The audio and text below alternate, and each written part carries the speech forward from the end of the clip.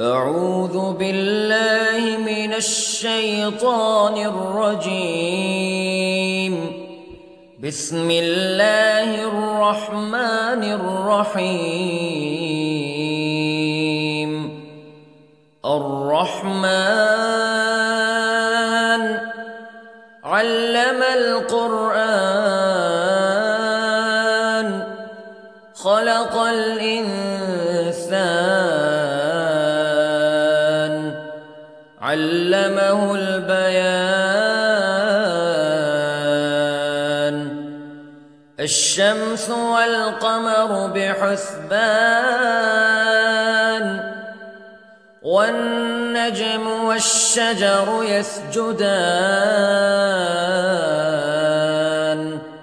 والسماء رفعها ووضع الميزان ألا تطغوا في الميزان وأقيموا الوزن بالقسط ولا تخسروا الميزان.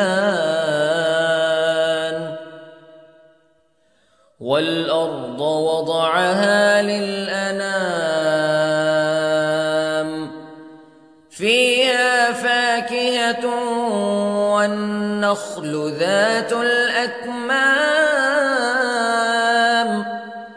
والحب ذو العصف والريحان فبأي آلاء ربكما تكذبان.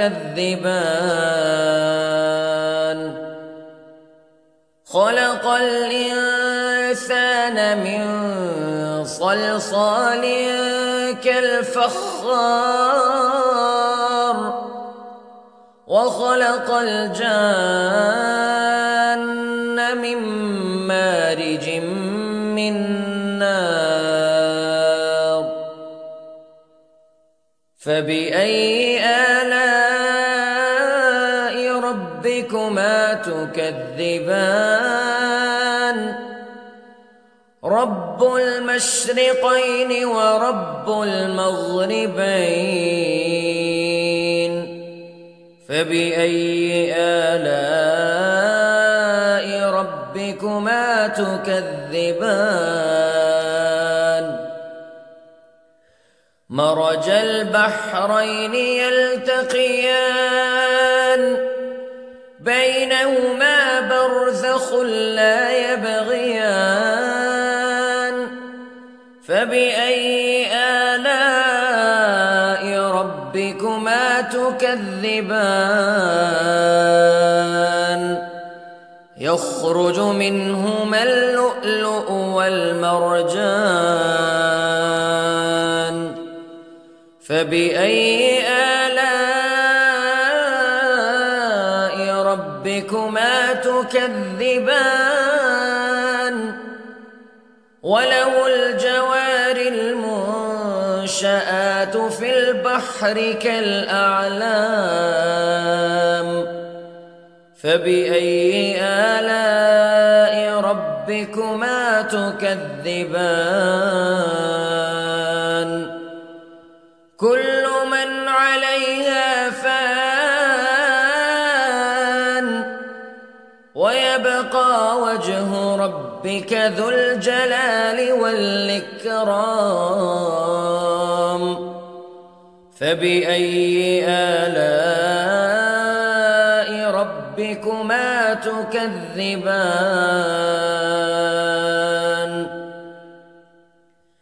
يسأله من في السماوات والأرض كل يوم هو في شأن فبأي آلاء ربكما تكذبان. سنفرغ لكم أيها الثقلان فبأي آلاء ربكما تكذبان.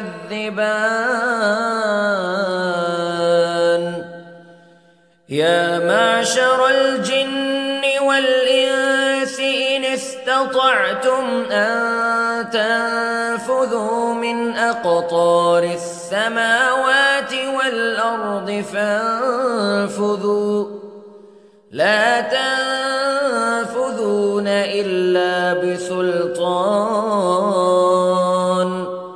فبأي آلاء ربكما تكذبان يرسل عليكما شواظ من نار ونحاس فلا تنتصران فبأي آلاء ربكما تكذبان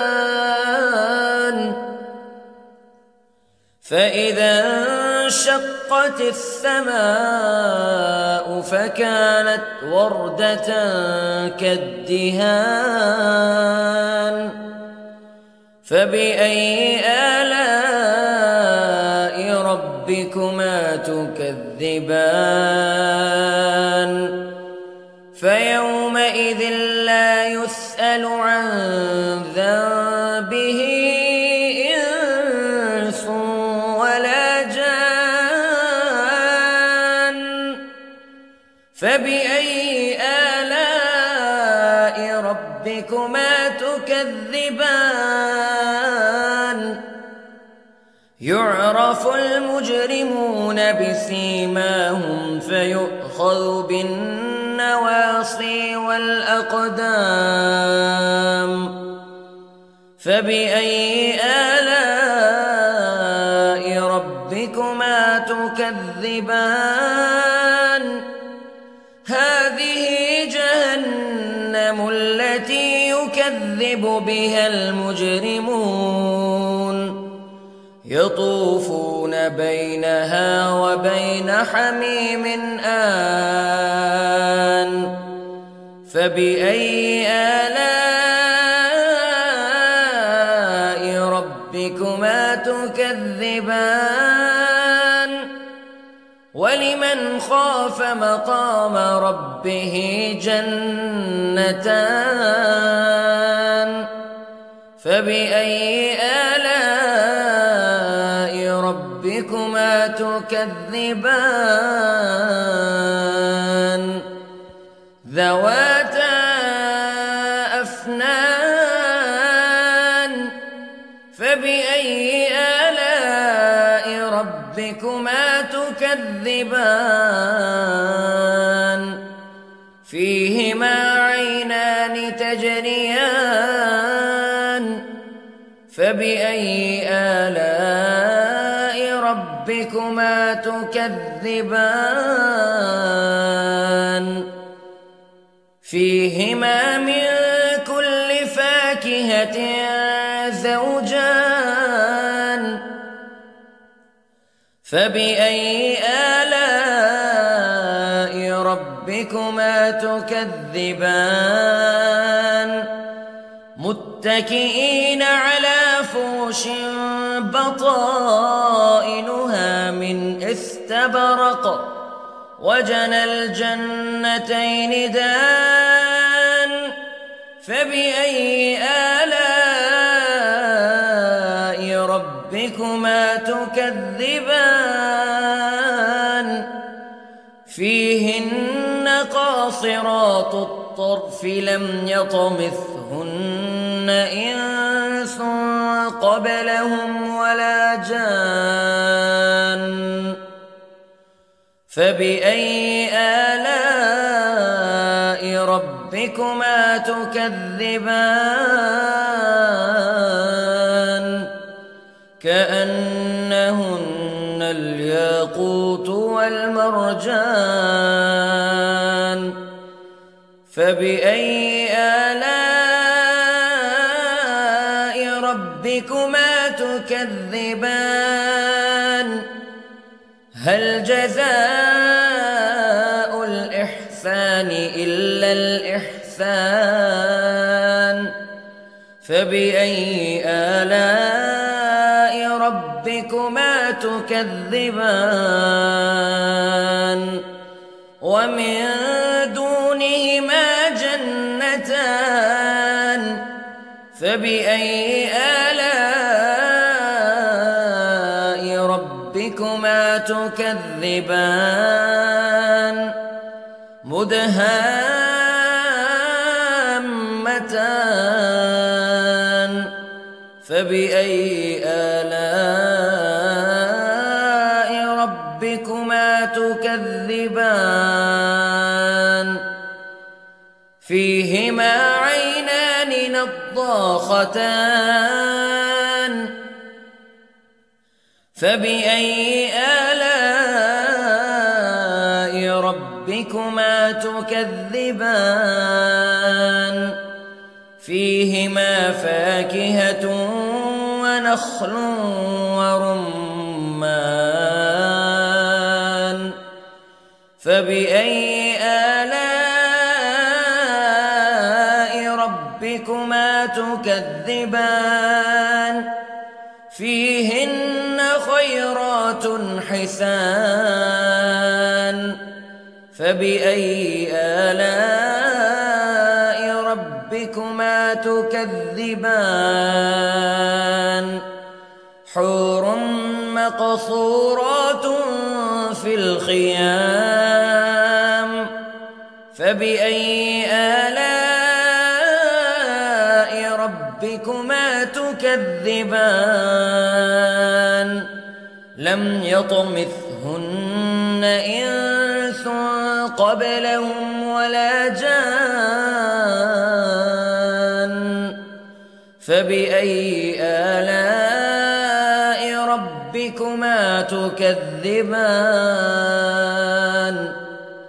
متكئين على رفرف خضر وعبقري حسان فبأي آلاء ربكما تكذبان تبارك اسم ربك ذي الجلال والإكرام